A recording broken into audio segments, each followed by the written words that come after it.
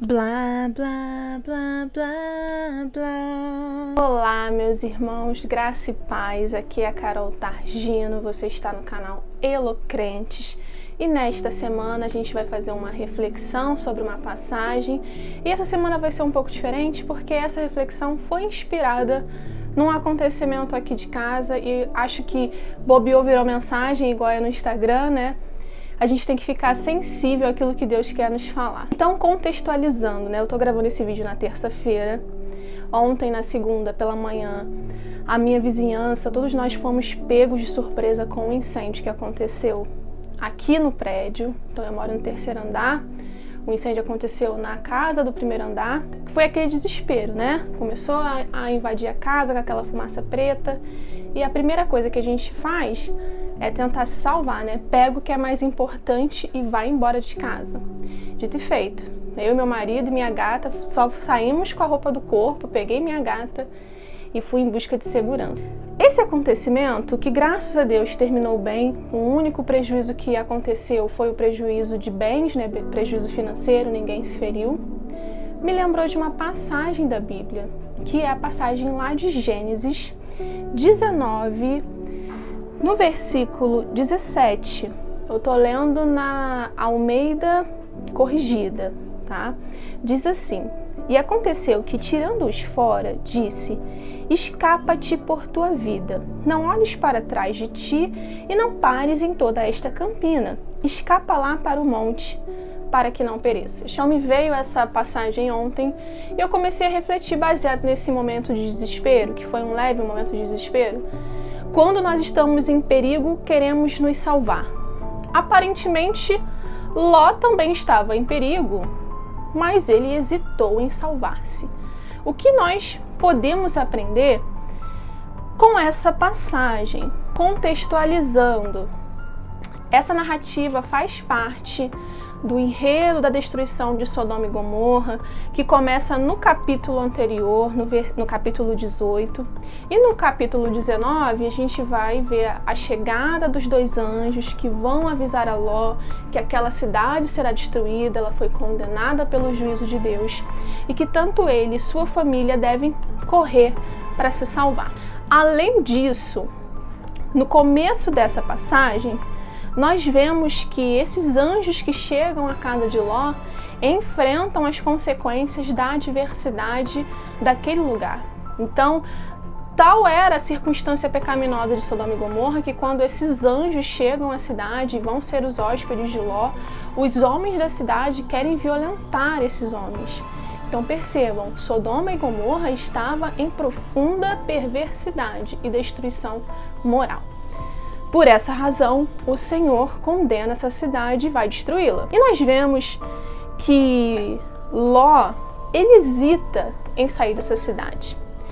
Trazendo para a nossa realidade, será que muitas vezes nós também não hesitamos em sair de locais, de situações, de amizades ruins, porque nós estamos de certa forma apegados com aquele contexto? Vale lembrar que Ló era um homem justo. Se assim não fosse, não aconteceria aquele diálogo que eu chamo de diálogo atrevido entre Abraão e o Senhor, né? Lá no final do capítulo 18, em que Abraão intercede ao Senhor: Senhor, mas se houver 50 justos, 40 justos. Tudo isso porque Abraão queria trazer a lembrança de Ló para o Senhor.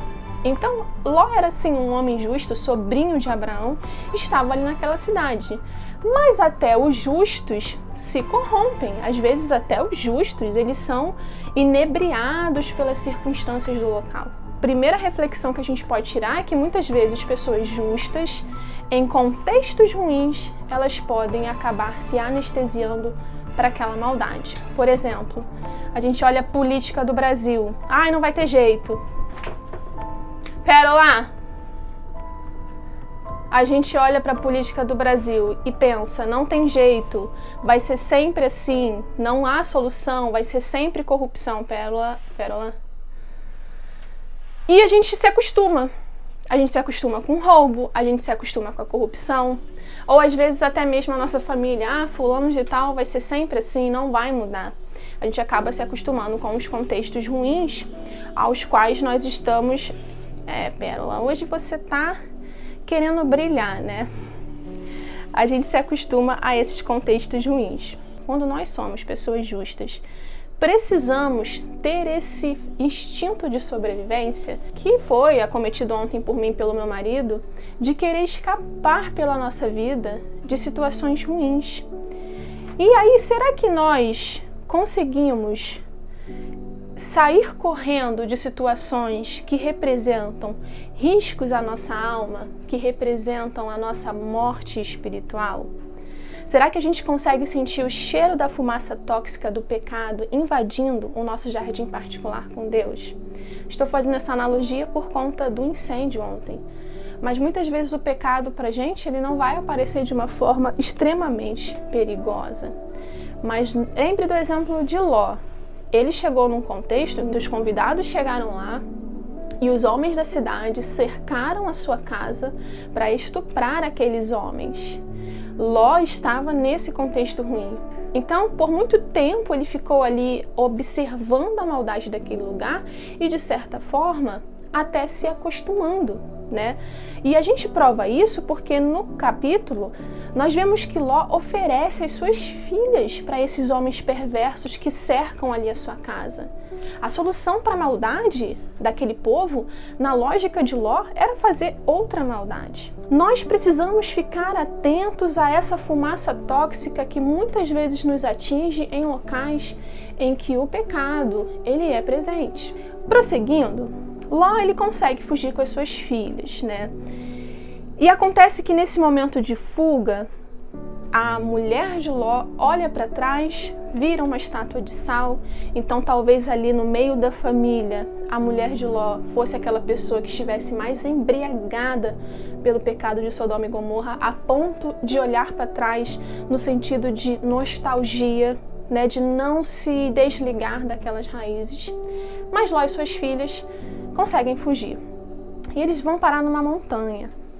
E aí acontece outro momento terrível, que eu já até comentei em alguma reflexão aqui. As filhas de Ló, vendo que estão num contexto de isolamento, só tem ela e o pai delas, têm a brilhante ideia de embriagar o pai, estuprar o pai, para que elas possam engravidar e continuar a geração da família. Outra ideia também que é motivada por esse contexto de perversidade de Sodoma e Gomorra. Elas, Pérola, que é isso? Isso aqui ficou muito indecente. Você pode tomar o seu banho em outro lugar?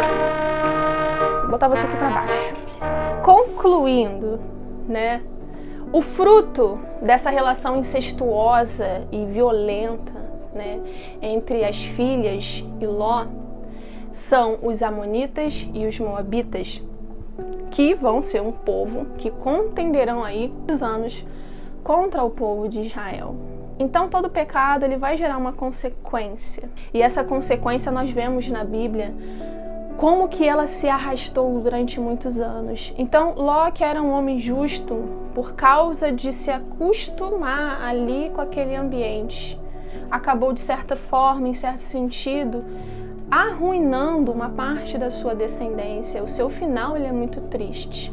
Óbvio, para Deus nada é impossível, né? Óbvio que Deus ele pode consertar qualquer história ruim. Nós vimos isso na história de Ruth, que é uma moabita. Saiu desse contexto aqui. Mas, focando nessa história específica, sobre o escapa por sua vida, reflexão final, sentir o cheiro de fumaça, você está no ambiente, você está numa amizade, você está num trabalho, sentir o cheiro de fumaça porque o pecado ele fede, escape por sua vida. Não se acostume àquele ambiente, porque a tendência é que você acabe se embriagando, se inebriando com esse cheiro, se acostumando a viver assim. Foge sem olhar para trás, mas vale perder tudo, bens, amigos, família, trabalho. Mas você tem que ficar com a coisa mais importante, que é a sua salvação. Não deixe que o pecado condene a sua alma à eternidade, o abismo do inferno. Não deixe que o pecado te afaste da comunhão com o Senhor. Escape por tua vida. Se você gostou desse conteúdo, eu convido você a ficar nesse canal, se inscrever, comentar, compartilhar, sugerir, olha, Carol, gostaria que você falasse sobre isso. Ou então complementar. Ó, você esqueceu de comentar tal aspecto, eu acho que é interessante a gente aprofundar essa discussão sobre a história de Ló. Todo comentário positivo, cada crítica construtiva é importante para nós difundirmos cada vez mais a palavra do Senhor. Um abraço e fique com Deus.